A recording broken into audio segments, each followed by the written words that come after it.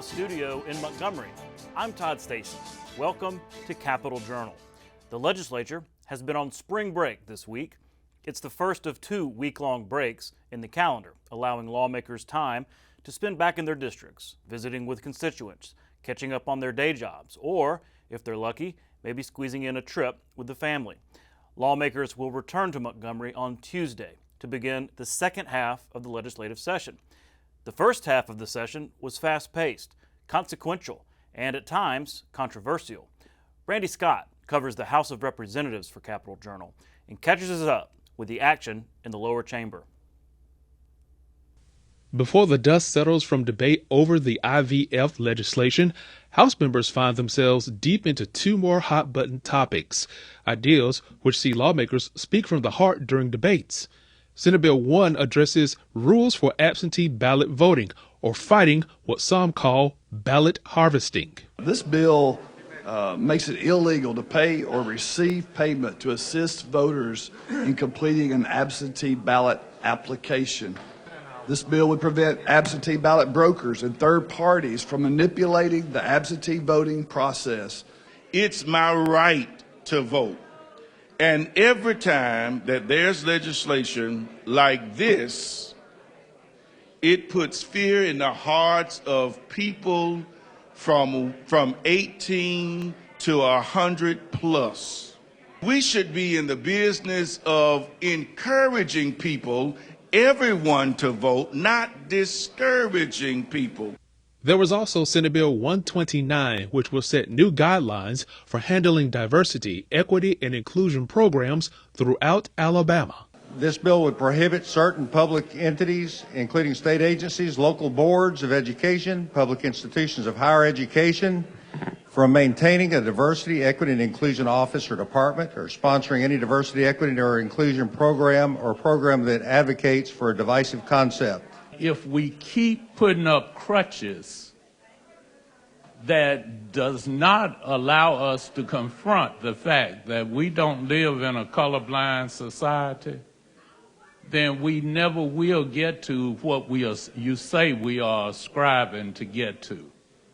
Cloture votes were taken on both measures, meaning debate ends 10 minutes after cloture is approved. Both Senate Bills 1 and 129 pass. At the Alabama State House, Randy Scott, Capitol Journal. Jeff Sanders covers the Senate for Capitol Journal. He takes us to the upper chamber to review what kept senators pretty busy during the first half of the session. From a battle over the leadership of the Department of Archives and History to a heated debate over ballot harvesting, the Alabama Senate had its share of controversial legislation for the first half of the session. Last leg of election integrity laws that we need in Alabama. Republican Senator Garland Gudger defending his bill aimed at ending so-called ballot harvesting in the state. But Democrats claim there was very little evidence of it actually happening, but instead believe the bill disenfranchised black voters. Because if it has been happening in terms of harvesting ballots, and if people have been paying people to do that, then I don't know why we haven't had more convictions. This is serious. This is a race of people we're talking about. More heated moments as lawmakers debated and passed Senate Bill 129 by Republican State Senator Will Barfoot, aimed at ending diversity, equity, and inclusion programs at state-funded institutions. Some have said, well, we don't see it here in Alabama. Why are we even talking about it? My response is, we have seen it, we have talked about it, and sometimes there's things we don't see that we don't get a chance to talk about. You ain't walked in these shoes. You don't know nothing about what really happens when you walk in these shoes. 23 ayes, 10 nays, House Bill 152 passes amended. But perhaps the most consequential piece of legislation was a comprehensive gambling plan. But the Senate version of the bill looked very different from what had already passed in the House. The House bill was a more comprehensive plan. It covered everything that we needed. It brought in, but the unpopular part of that was the point that it had Class 3 casino matters there. We'll get through and shake it out compare it to what the House has. We get these committees set, and we'll sit there like men and women and work it out. And senators return to the State House for the 16th legislative day on March 19th. For Capitol Journal, I'm Jeff Sanders. While the session keeps us pretty well tethered to the State House, we like to get out of Montgomery when we can to see what's happening in other parts of Alabama. This week, we were in Mobile. That's where the state's Big Ten mayors gathered to throw their support behind legislation aimed at toughening penalties for those convicted of shooting firearms into buildings or vehicles. House Bill 174 is sponsored by State Representative Barbara Drummond. She underscored the urgency of the legislation by recounting the tragic death of a childhood friend who was killed in a church when someone fired into the building. I actually knew one of the victims, Miss Grace Carter, that was killed in a church in Pritchard at a Bible study. And Grace and I grew up in the Baptist church together. And I got a call from her daughter and her son and her husband. And at that time, I didn't really do anything because I didn't know what I could do. Grace died at a Bible study while praying. Innocent victim, had not bothered anybody, and she died. I thank the mayors for their support, but it was in my heart. I can't take any more funerals. I can't cry anymore. I can't look at a family and say, somebody killed my relative and they got out of jail in 3 years.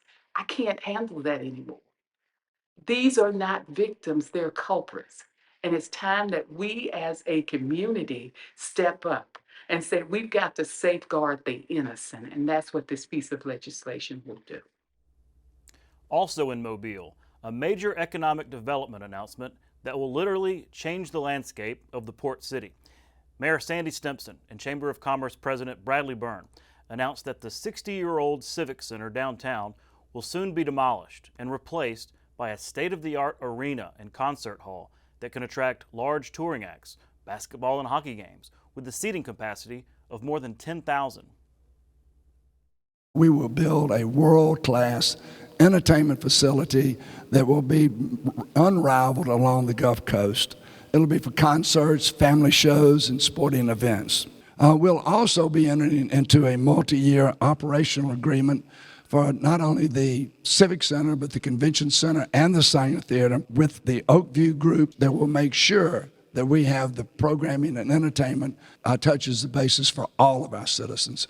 It became abundantly clear that building a new facility from the ground up was the most physically responsible decision. Cost estimates for renovating these buildings was $242 million. A new building will cost $296 million. The lifespan of a renovated building is only 15 years. The lifespan of a new facility is 50 years.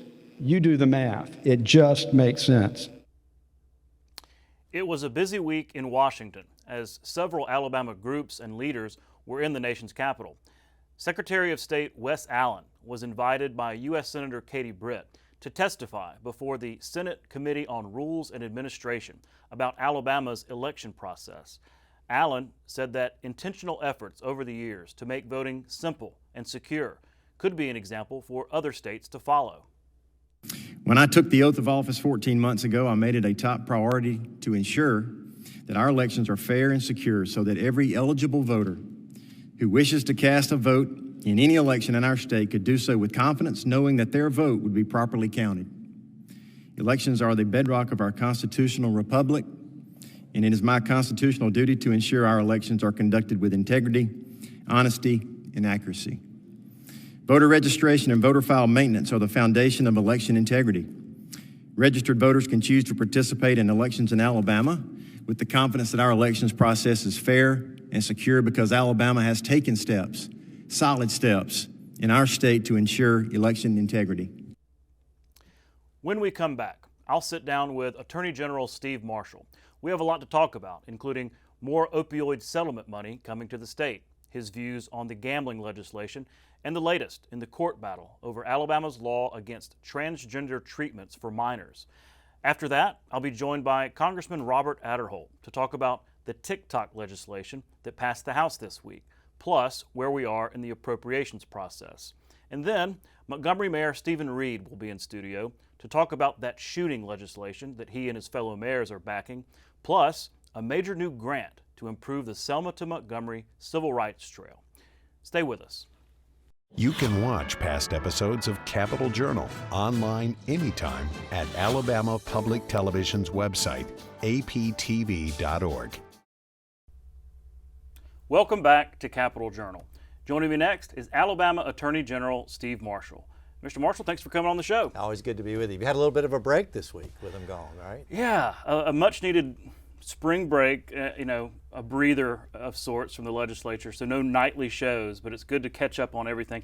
Because there's lots of non-legislature news to catch up on, which is why I really appreciate you making the time. I wanted to start with news that you made here recently about the opioid settlement. This is another settlement that's been reached, more money coming to the state of Alabama to deal with addiction and just the opioid issue. Talk about what happened. Yeah, very excited with the news this week when we were able to announce basically the final. Now, there may be a few more down the road, but definitely the most substantial, the $220 million over the next 10 years coming to the state of Alabama to deal with the opioid issue. And now the aggregate is well in excess of $800 million that will be coming both to the state and to the cities and counties to be able to address, which is obviously the most impactful public health crisis that our country faces when 130 people are dying across the country every day. $800 million total. Yeah, and again, that's monopoly money in some ways, it seems like to me, but it's obviously real dollars. Sure. And the thing here, and uniquely, our role, and I'm really proud of our team, by the way. I think they've done a fabulous job in getting these cases prepared to be able to get this money here. But now it's the responsibility to get it right, because one of the things we try to do is to learn from the tobacco settlement. And you've been around state politics enough to know that that money's still coming in, but historically it's gone to fill holes in the general fund. It's gone to build bridges or pave roads when it wasn't going directly to the public health purpose for which it was coming in. And so the role that I thought was really critical is let's learn from those errors. Let's make sure that we're putting some guardrails around how the money can be spent, but also understanding there needs to be flexibility, particularly at the local level, in identifying the needs that they have and addressing this problem and allowing them to target it for where their locality is. So if you're in Jasper, for example, you may have a very different need than if you're somehow or another in South Alabama. There's geographic differences, but yet the problem itself is universal across the state. And so excited that, number one, those resources are coming, and in fact, some of them are being deployed as we speak. But also, I want to commend Rex Reynolds and the work that he is doing here at the State House in deciding the initial appropriation that we're going to have for the money that's already come in. And so I think it's exciting times, and look, there's an awful lot of people that have some great ideas about what we can do. The commission that Rex has put together, and that committee has got some hard decisions to make. But the good thing is that we're now able to project what we think that money is going to look like over the next decade. It's not sustaining money. Let's don't build bureaucracies, but let's identify good programs, effective, evidence-proven ways to be able to address this problem, and let's allow people to get after the work that's going to take to be able to save lives. Mm-hmm. I think it's fair to say that Chairman Reynolds and his commission are doing serious work. They're taking it very seriously, like you said, learning from those mistakes of the past. Well, here in the legislature, we're talking about gambling again, as you may have noticed. Right. And you've been, not really injecting yourself into this issue, but the House has passed a plan, the Senate has passed a plan. They're very different. I don't know how closely you've been tracking, but what's your general take on these legislation moving through on the issue of gambling? When you're asked by lawmakers about the gambling issue, what is your response? Yeah, a couple things. Number one, let's differentiate between enforcement and making more gambling lawful. I don't accept the premise that we need to legalize gambling to enhance enforcement, because there are enforcement mechanisms that exist separate and apart from how broadly we're considering gambling in the state. That's kind of been the case, especially in the House. And so from an enforcement side, fully embrace the idea of raising the consequences of engaging in illegal gambling activity. Want to make sure that there is an effective deterrent, because one of the feedbacks that we've gotten in many of the places that we've shut down is they just weren't worried about the risk. When it's a misdemeanor, and all these are misdemeanor offenses, they're not worried about the consequences of what they're doing. Let's raise those up to felony offenses. And by the way, not just felony offenses that are Class Ds for which you can't go to jail as a matter of law, but let's make the penalty itself have some consequence that somebody could face jail time as a result of what they've done. And then they clearly can enhance the law enforcement resources that are out there to be able to investigate illegal activity across the state. One of the things that you've heard me talk about before is that we need local law enforcement to do their jobs, that we can't turn a blind eye to this activity simply because somehow or another we may be saying that it's a misdemeanor and it's not important. The reality is that I've heard those personal stories. And I vividly remember being in Macon County early on in my tenure as Attorney General, where one of their elected officials came up and said, what are you going to do about that facility? And literally it was right before we had filed our first action against Victoryland. And that individual came up and said, all the child support for our kids are going into that facility and they're not making it into the families that desperately need it. I mean, there are consequences to this that we have to acknowledge and that we face, but we can do enforcement effectively. You don't have to legalize to be able, other aspects of gambling in order to do enforcement right. Mm-hmm. Well, look, it's a long way to final passage because the House and Senate are very far apart. So let me just kind of game this out a little bit because you're talking about enforcement. Let's say that it doesn't pass. Let's say they don't do the comprehensive gambling bill this session and it dies. Would you be in support of other legislation saying, okay, let's up those penalties, no expansive kind of thing, but let's go after, let's really do the enforcement side with some teeth in the law? Yeah, absolutely. And I think that can be effective, is that you create manpower to be able to identify some of the areas that we know what's going on, but also to make sure that we have the ability to go into those areas and prosecute those cases. You know, obviously there's been a history here and we don't need to recount that. You lived it as part of a prior life, correct? Yeah, absolutely. And yet the law needs to allow for us to create the deterrent and the penalty for somebody who wants to engage in illegal behavior. Mm-hmm. I wanted to quickly ask you about two other bills that your office has been involved in, really championing. One is the false reporting bill, the Carly Russell case. That passed the House. Also passing the House is the artificial intelligence pornography, which is just a crazy term, but I guess we're dealing with this in this new age. Talk about your involvement in this legislation. It looks like it's progressing. Yeah, this was our agenda, legislative agenda to push this session. You know, the Carly Russell circumstance, and obviously we think there's conclusions coming up with that case here soon, highlighted a deficiency in the law, that you could have significant manpower and resources devoted both from the public sector as well as the private sector in finding somebody that we thought was lost or potentially in danger and ultimately becomes a sham. Well, that's just a misdemeanor offense. And we know that for many people around the state, very surprised to see that there's only misdemeanor consequences for the behavior that costs substantial hours and costs to local police departments, but also a lack of community trust too, and that violated as a result of what Ms. Russell did. It's crying wolf. Yeah, for sure, at the ultimate level.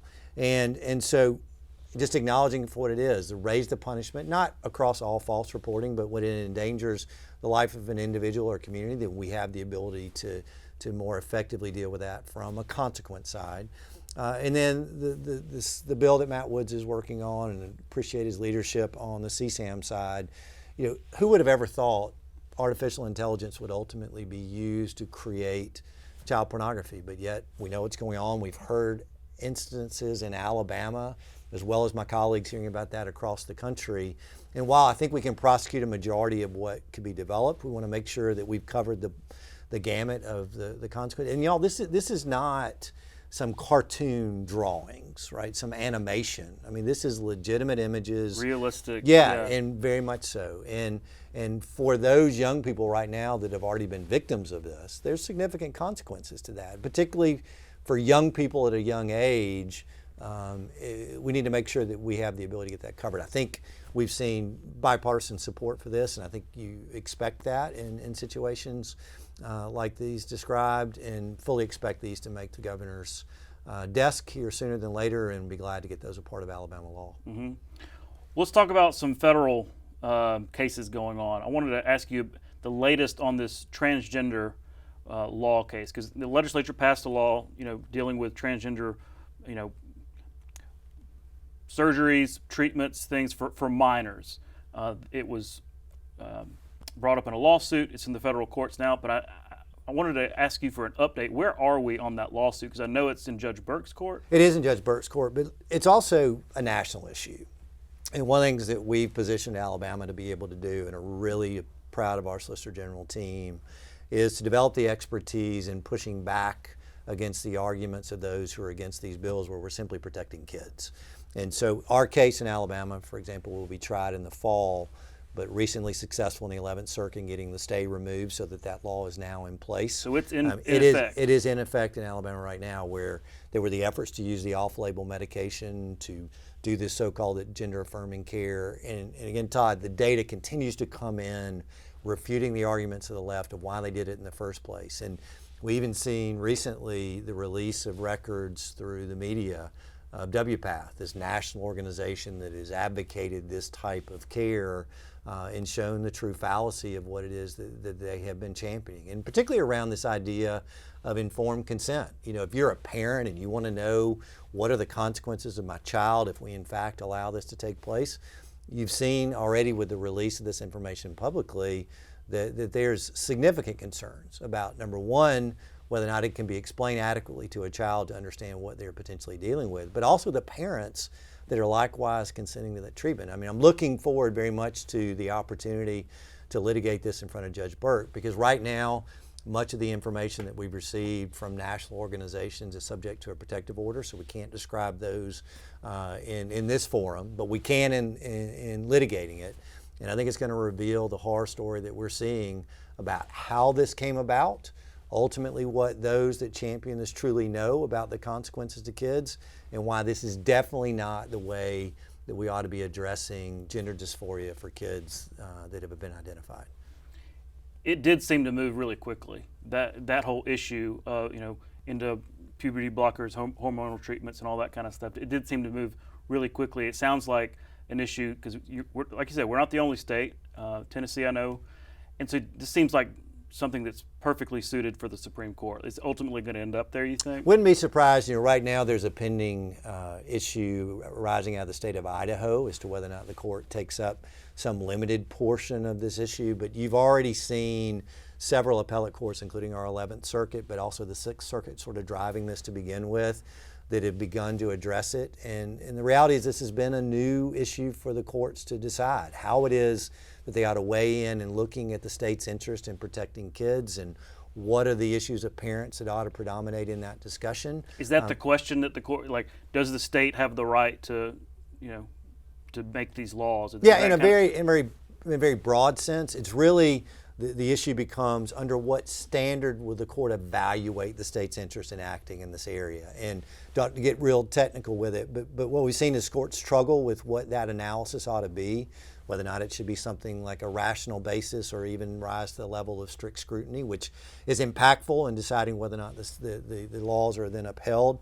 But we really think that we've seen a wonderful template at the appellate courts now for how to analyze this issue. I think that Judge Burke has been given significantly more guidance than he had before when he was initially considering the request for the injunctive relief. And again, really excited about what we're going to be able to put forward in court, which is a very compelling case for why Alabama wants to make sure that we're not experimenting on our kids. And again, you've seen some recent examples even out of England where they're pulling back even farther from this experiment that they've now rejected there. And it's time for the United States to follow suit. Interesting.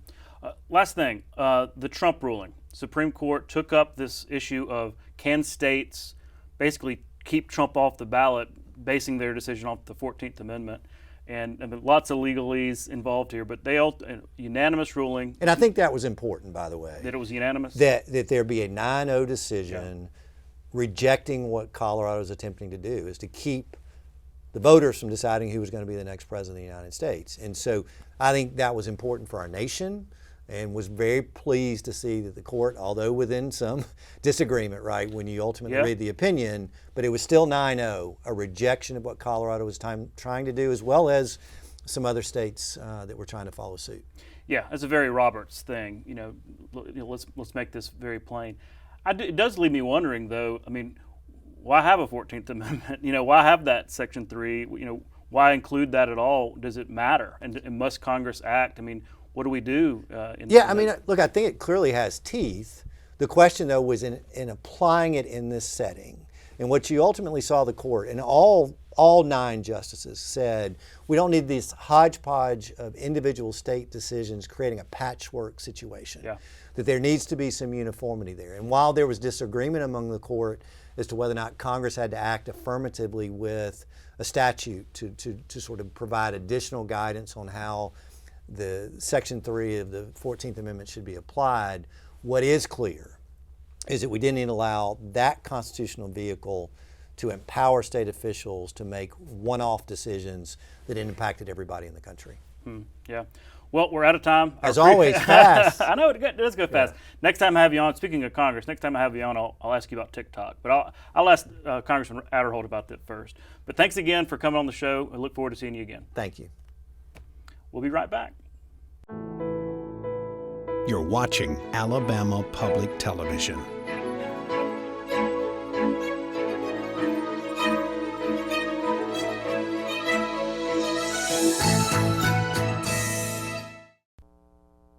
Welcome back to Capitol Journal. Joining me next is Congressman Robert Aderholt from Alabama's 4th District. Congressman, thanks for coming on the show. Well, Todd, good to be with you. Thanks for having me on. Well, it's been a busy week, a busy couple of weeks in Congress, specifically the House of Representatives. I wanted to start by asking you about this legislation regarding TikTok, the popular social media video app. This bill would essentially compel TikTok to find a new American company to own them or face a shutdown. Do I have that right? Yeah. Well, as I had mentioned in my press release, and you had mentioned it earlier to me, if you had thousands of spy balloons all over the United States, we would be very upset about what would be taking place, and that's the concern with TikTok. I don't think any of us have a problem with TikTok per se. I know that it's very popular, and while I don't particularly not on TikTok, I know that a lot of people are, and I think that we need to some way preserve it. But for this company to be tied in with the Chinese Communist government and them having access to everybody's information, and I think you need to really be careful about people who are on TikTok probably don't read all the details when they allow their phone to access TikTok, that what all they're agreeing to, and all the information that they're allowing TikTok to have. Again, in a normal circumstance, we know that there's cookies that are used and they use it to get certain information. But when this is going to the Chinese, and when it's going especially to the communist government, then I think there's some big red flags there. And so I think that's why we need to say, TikTok, if you're going to continue as you are doing now, then you need to make sure that you divest from the Chinese Communist government and be totally owned here by a U.S. company. And if they're not willing to do that, then I think that's something sends a real message that there's more to it than what meets the eye. So again, not banning TikTok, but just saying the communist government can't have access to all the information that is received when you agree to participate in a TikTok app. Well, we also saw reports that TikTok has tried to fight back, right? Tried to fight this legislation, and they did so by alerting their users on the app to call their members of Congress, call your congressman and urge them to vote no. So I was curious if your office got any of these TikTok, calls to the congressman. Yeah, no, we got a lot of calls, and a lot of people saw the pop-up, I guess, like for a better word, that came on the app, and they didn't even know really what they were calling about. And they just said, some of them said, the TikTok says to call you. And again, TikTok wants to say that we're trying to outlaw or trying to do away with TikTok. And again, TikTok's not the problem. The problem is the Chinese Communist government. and their access to everybody's information and spying on U.S. citizens. And I think that's something that should alarm every American. And again, I know a lot of people like TikTok. Like I said, I don't use it particularly, but I know a lot of people who do. And I want them to be able to continue to use it. I just don't want the Chinese communist government to be the ones that's getting all this information. Yeah, it seems like it almost works to demonstrate the problem, right? Because it's clearly a very powerful tool when you can, tell everybody to call their congressman, at the same time, millions and millions of users. And so something like that being, controlled by the Chinese government, I mean, it kind of demonstrates the problem. And it passed. It was a bipartisan bill, passed unanimous out of the committee, and then was sent on the floor. And I don't remember the exact votes, but I think it was well over 300 votes that it received on the floor, House floor. And I think this is an issue. Thankfully, we've got an issue that's bipartisan, that Democrats and Republicans are rallying behind. So I'm hopeful that the Senate will take it up.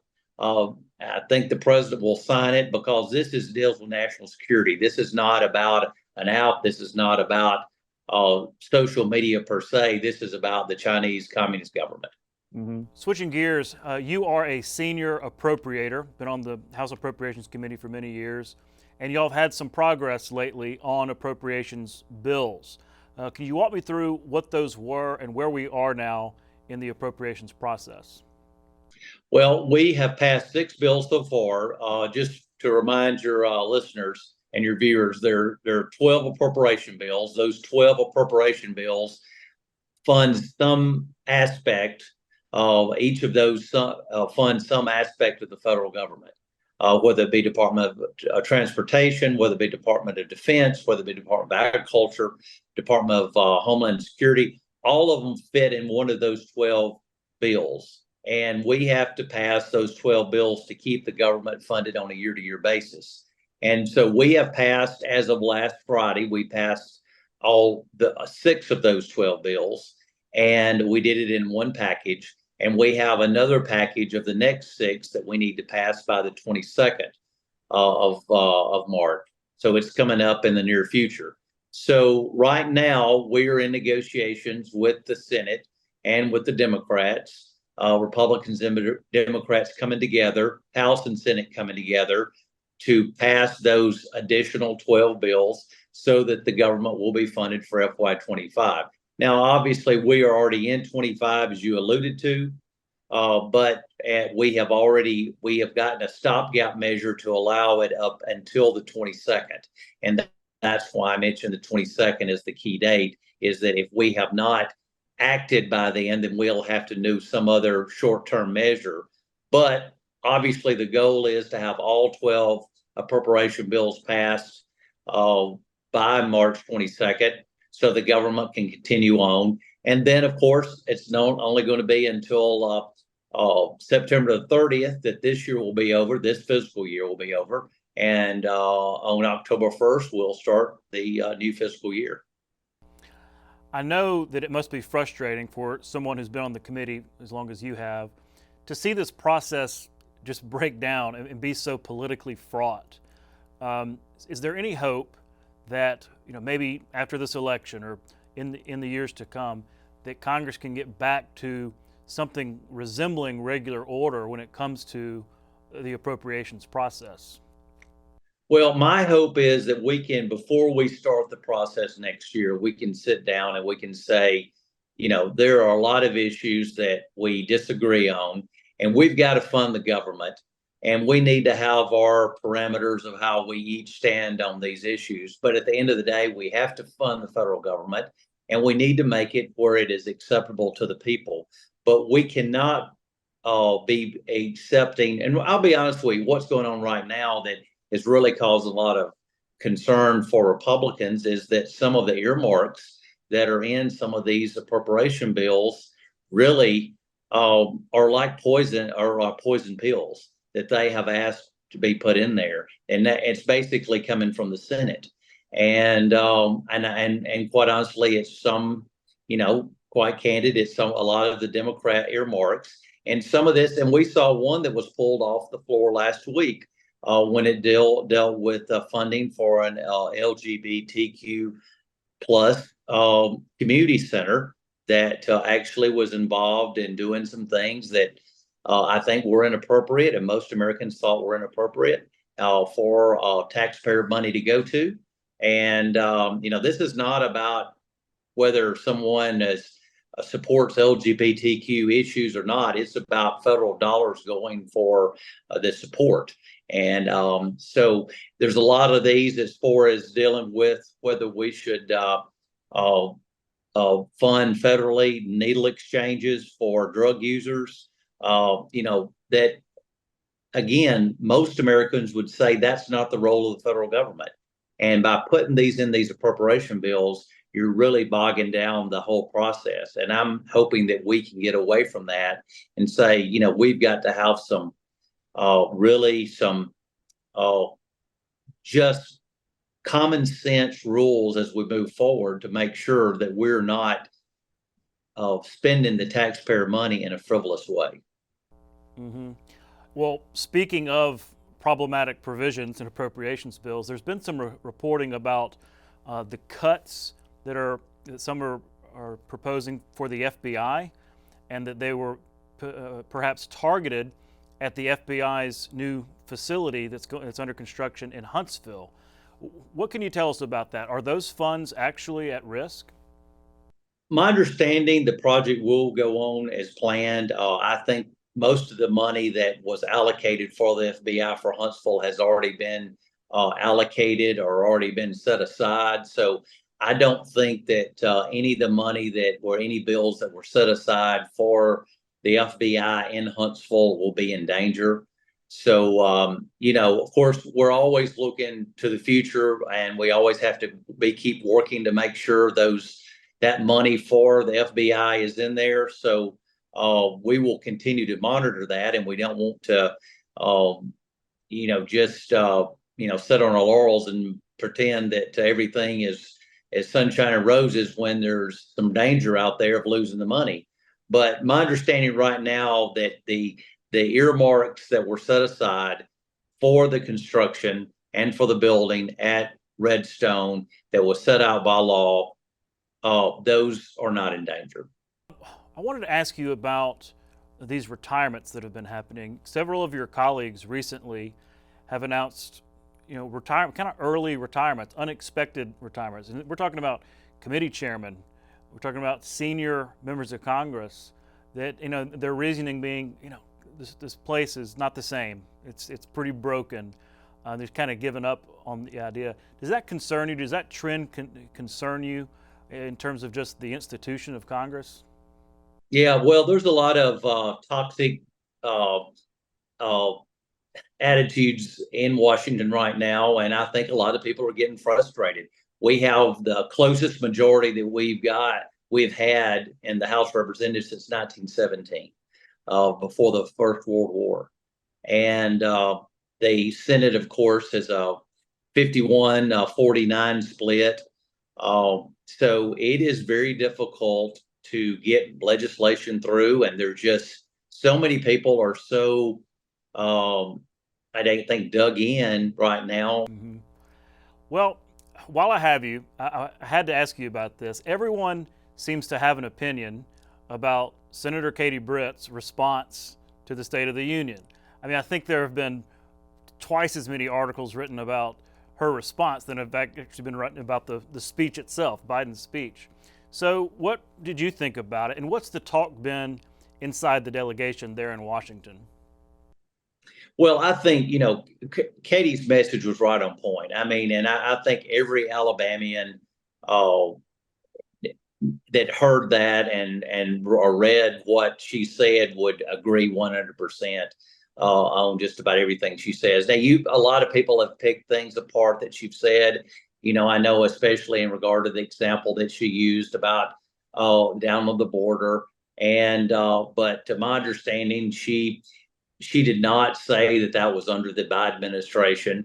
But Katie is, she does she's very sincere. When she speaks, she speaks from the heart. And I think a lot of people probably were caught off guard that a U.S. senator would speak that sincerely. So that's a tough job to do, the State of the Union. I think if you look back on just about every person that's ever done the State of the Union, is some way criticized. So I think she probably knew that was coming, that they were going to pick her words apart. But obviously, the message that she communicated the night of the State of the Union, I think, was what most Americans believe in, and certainly what most Alabamians believed in. Indeed. Well, Congressman, thank you so much for your time. We look forward to another appropriations update down the road, and we'll talk to you then. Thanks, Todd. Good to be with you, and we'll hopefully give you an update before long. We'll be right back. You can watch past episodes of Capital Journal online at video.aptv.org. Capital Journal episodes are also available on APTV's free mobile app. You can also connect with Capital Journal and link to past episodes on Capital Journal's Facebook page. Welcome back to Capital Journal. Joining me next is Montgomery Mayor Stephen Reed.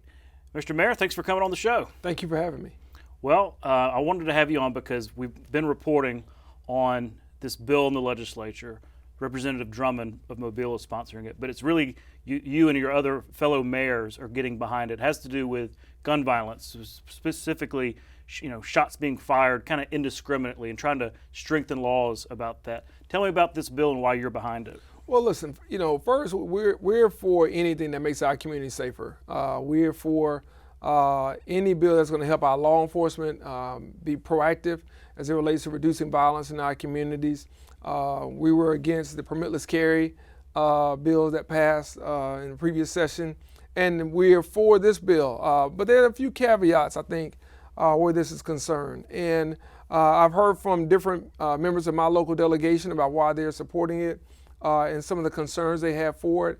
As mayors, we're always looking for those reasons to reduce gunshots, reduce the opportunity for violent offenders to have them, and certainly when it comes to HB 174, there's an issue around shooting into occupied vehicles and dwellings that prevents us from being able to help our communities and those that are really caught in the crossfire to have a safe and healthy lifestyle with this. So we want to see some strong legislation, and we certainly want to see, in my opinion, those who have a violent background who are in this type of activity held accountable. And I guess, strengthening the penalties, like putting some real teeth, could act as a deterrent, because maybe right now there's not enough of a deterrent to enough of a penalty to where it can really convince people this is not the kind of behavior to do. Well, I think that a Class B felony going to a Class A felony is significant. Again, I think the devil's in the details of whether or not there may be people that are kind of lumped in because they're in a certain group. Now, once you say, well, you shouldn't be in that group, and we understand that. At the same time, we want to make sure that it's not a situation where we are casting a wide net and bringing in people that we shouldn't. And what I want to make sure of is that as we look at this law, we look at this bill, we hear both sides of the argument, and that we understand where those who have some concerns, as they've been expressed to me as mayor of the city, where they reside, and it not being far-reaching to those that may be bystanders in this event. Now, again, as the mayor, we don't believe anyone who is involved in a drive-by shooting or anyone who is shooting into an occupied or unoccupied vehicle or dwelling should be let go or should not have some sort of punishment. The question is, where is that line drawn right now, and how do we effectively prosecute that? But our police chief stands by the fact that we need stronger laws. I stand by that very fact that we need stronger laws. I want to make sure that we look into the details where this is concerned as we push forward the passage of this bill. Well, just talk about the challenge of addressing gun violence as a mayor, because, look, you got Congress passing laws, you got the state legislature passing laws, but y'all have to deal with it at the city level, really where the rubber meets the road. Yeah. I know that Representative Ensler has this bill about like devices you can attach to a handgun that really turns it into almost like a machine gun. Absolutely. Kind of thing. Again, that's the state trying to address it in the law, but y'all have to address it as a city. So talk about the challenge of doing that, in addressing gun violence and sometimes indiscriminately. Well, I think that Glock switches, as they're known as, and ghost guns are a major issue. Whether you're in the southern part of the state, central part, or northern part of the state, anywhere around here, we're dealing with it. We're talking about it as mayors, we're talking about it with our police chiefs, and we're trying to figure out how do we get our arms around this issue. So we welcome any support that we can get from the legislature on this matter. But we're also trying to be in the area around violence prevention. We spent well over $1.5 million in violence prevention initiatives from our American Rescue Plan Act funds that we had. We've also established a Office of Violence Prevention. We're the first in the state to do that. And we'll be hosting a community violence intervention summit with the mayor of Selma, James Perkins, and myself in early April, where we'll bring in national leaders who have been doing this on the East Coast, in the Midwest, and other parts of the country to share with us some best practices that they have seen work in their communities to reduce violence. Now, for our part, violence is down in Montgomery this year. Homicides are down, non-fatal shootings are also down. But we want to see that be the rule and not the exception. We want to see that trend continue year over year. And that means not only having strong laws, but also having strong community-based programming that helps us reach those that are on the margins, to show them an opportunity and a different way of living than maybe they may be accustomed. And that takes all of us working together with our nonprofits, our civic organizations, our public schools, and then our job creators here to show them where some opportunities are for them to do what is right and to be a law-abiding citizen who is, really being productive in their community. And if we can do that along with some of the legislation that's being proposed, then I think that's when we start to make a positive difference. That's certainly good news. I like to hear, positive numbers like that. You're partnering with your Big Ten mayors. You talk about the biggest 10 cities in Alabama. Talk about the, advantage that gives you. Because every city's different. Makeup is different. Maybe even some political differences. But you all team up on issues that affect cities. So talk about that partnership and why it's helpful. Well, I think the partnership is helpful because, one, we can share ideas. We can share kind of what's working and what's not. And listen, cities are what's driving the economy, not just in Alabama, but across this country. And when you think about how jobs and how economic development has been trending for the last several decades, it's been trending around cities and urban areas. And so for us, we've got to look at everything from how do we deal with tax issues, how do we deal with public safety and public health, as well as how do we continue to be centers of innovation and centers of growth and opportunity for our best and brightest that are in Alabama and those that we want to come to Alabama. So it has been a tremendous coalition, and I think it's one that's still, kind of getting its footing here at the State House. We're used to the counties driving a lot of the discussion around policy. The League of Municipalities does a very good job, and so the Big Ten mayors now, I think as an organization, we're starting to find our way in terms of where do we want to focus our priorities and our political capital and goodwill, and how do we make that have a positive result back home. Mm-hmm. I really wanted to ask you about the big news this week that this grant that's going to help fund improvements and maybe some additional, talking about with the Selma to Montgomery Trail. Yeah. Talk about this grant. $30 million or more? Yeah, $36.6 million, is significant for this. It's a Reconnected Communities grant. We're really grateful for the Biden administration as well as Secretary Buttigieg, who called me yesterday to congratulate us on this. It's been a long time coming. We've been working on this since I first got in office, and these initiatives were announced. And we've done our fair share of lobbying, and we've done our fair share of, pressing the flesh about what the Selma to Montgomery Trail means, not only to Alabama, but what it means to the nation and ways that they could help. And so This is the first time, and this is the largest competitive grant the city of Montgomery has ever received. And it's significant. I mean, it's a game-changing event, because when you look at the $36 million, that's not accompanying, that's not really taking into account the private sector investments that will come with that. Broadband, microtransit, retail, blight removal. When you look at infrastructure improvements, these are things that really start to change an entire area and community within a city. And it is significant. And so I think it shows that our message is heard. I think it shows that the president, as well as his administration, have been true to their word in delivering in communities, whether they be red or blue, to make sure that they're making a difference in reconnecting those communities and repurposing areas all across this country for the betterment of those residents that live there and for the future of our cities and our region moving forward. What can we expect?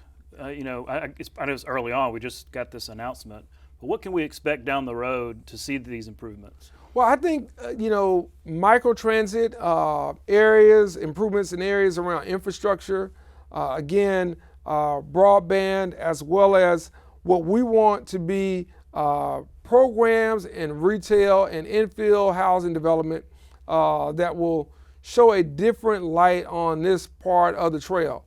Out of that $36 million, $35 million of that is in Montgomery, with $1 million going to Selma. So we want everyone that's affiliated and associated with that trail to feel a sense of pride.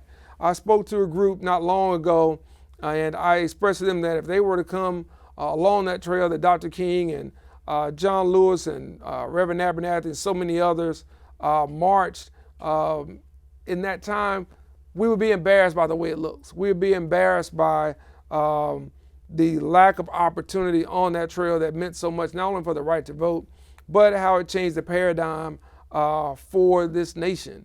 And I've shared that with the Biden administration. I've shared it with Secretary Buttigieg, that I think the nation owes Selma, I think it owes Montgomery a debt. And I'm glad to see that they have put some level of activity and action behind our requests over the last several years to do just that. And I want to thank everybody with the city of Montgomery who helped us put that grant together, because it truly, I believe, will be the catalyst of changing that voting rights trail, and will change and impact this part of Montgomery and Selma as much as any other economic development project that we could announce. It's very well put in terms of taking pride in it, and that is visual, and that is the experience and the infrastructure and things like that. Well, it just leads me to think about just over the last several years, just living here in Montgomery and seeing the increase in civil rights tourism, really, right? Yeah. So many, you can't walk downtown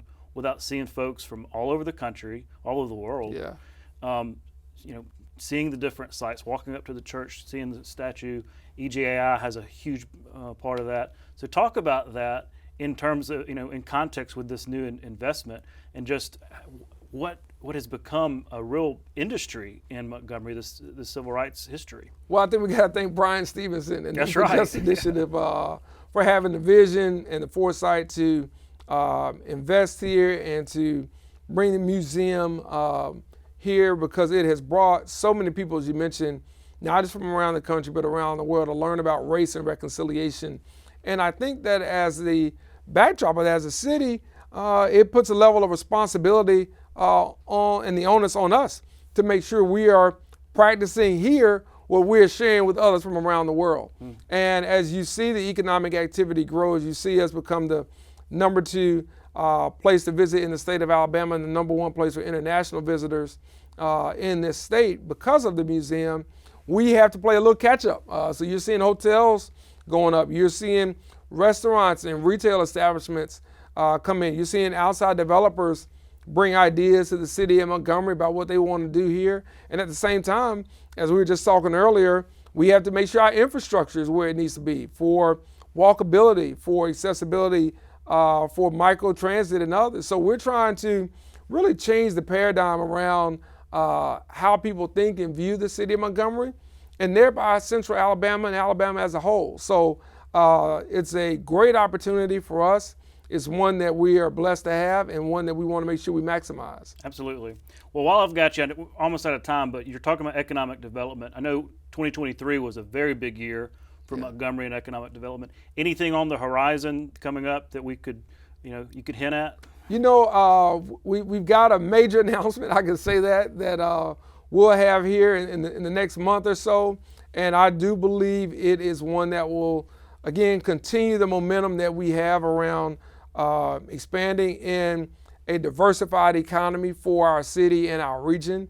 And it's one that I think people will be surprised that we have as opposed to other parts of the state. And that's what we want. We want to work quietly and make sure that we are delivering loudly in the terms of results. And that's what we've been able to do as it relates to economic development, and we want to continue that streak moving forward. So stay tuned to this announcement, but I think when you hear it, you'll know the name, and I think you'll understand why I'm saying it's a game changer for this region. Okay, we will stay tuned. That's something to look forward to. Well, Mr. Mayor, thanks again for coming on the show. Hey, thank you for having me. Appreciate it. We'll be right back. You can watch past episodes of Capitol Journal online anytime at Alabama Public Television's website, aptv.org. That's our show for this week. Thanks for watching. We'll be back on Monday with our nightly coverage of the Alabama Legislature at 10:30 right here on Alabama Public Television. For our Capitol Journal team, I'm Todd Stacy. We'll see you next time.